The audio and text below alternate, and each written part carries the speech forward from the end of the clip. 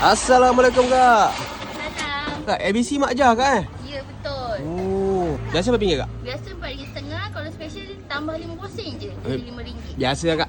Nata di koko. Oh, nasi kokot. Biasa pun dapat nasi kokot kak? Agak-agak. Agak-agak lagi. Kita letak kacang merah, bali. Oh, Bali.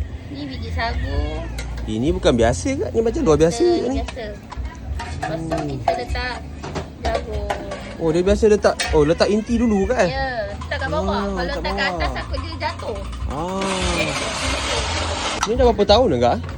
Mak saya lah daripada 1998. Lebih kurang 27 tahun macam tu lah. 27 tahun, legend kak Pekat lah kita letak. Oh, susu pekat. So ni gula merah. Gula Melaka campur lah. Ni pun pekat juga kak Pekat.